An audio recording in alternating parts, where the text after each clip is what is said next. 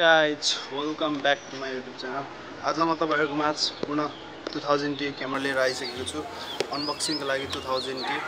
Hey guys, मेरो YouTube च्यानललाई subscribe गर्नुभएको छैन भने सब्स्क्राइब गरी साइडमा भएको बेल आइकनलाई प्रेस गरिदिनु होला र तपाईको माझ नयाँ क्यामेरा 2000D लिएर आइसकेको छु.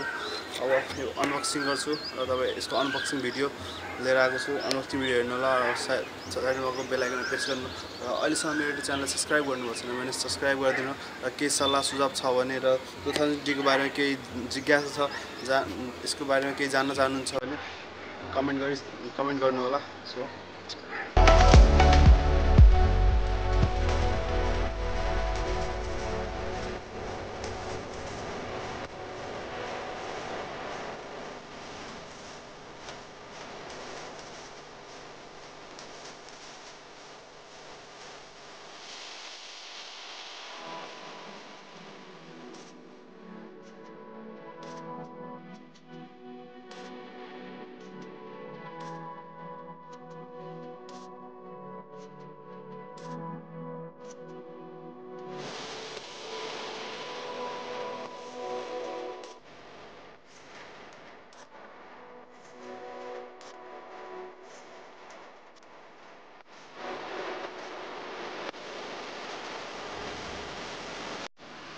So guys, 2000D को रिभ्यू पनि हेरिसक्नु भएको छ तपाईहरुले.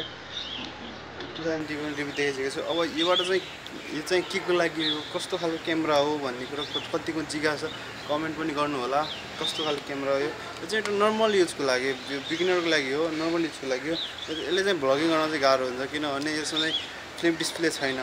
चाहिँ यसरी गरेर भ्लगिङ गर्न चाहिँ गाह्रो हुन्छ. हामीले पनि हेर्न सक्नुहुन्छ कसरी गर्ने, के भइरहेछ डिस्प्लेमा थाहा हुँदैन आफूलाई. त्यही भएर चाहिँ भ्लगिङलाई अलि गाह्रो हुन्छ. यो चाहिँ नर्मल फर्स्ट टाइम चाहिँ फोटोग्राफी सिक्दा चाहिँ यो क्यामेरा चाहिँ एकदम युजफुल हुन सक्छ यो क्यामेरा. अनि अब हामी नर्मल एकदम नर्मल युजको लागि हो. यो चाहिँ अफिसको लागि नर्मल एकदम फोटोग्राफी नै गर्छु, सिनेमेटिक फोटोग्राफी गर्छु, फोटोग्राफी नै गर्छु, एउटा एकदम प्रोफेसनलै गर्छु भने चाहिँ एउटा हुँदैन. एकदम नर्मली रूपमा फोटोग्राफी गर्न सकिन्छ, खासै प्रोफेसनली चाहिँ सकिन्न यसबाट.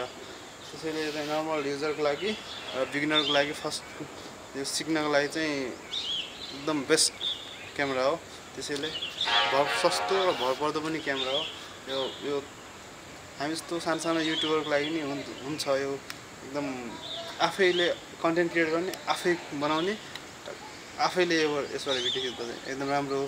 किनभने मोबाइल क्यामेरा भन्दा नि अब क्यामेरा भनेपछि भिडियो फोटोको लागि नै बनेको हुन्छ.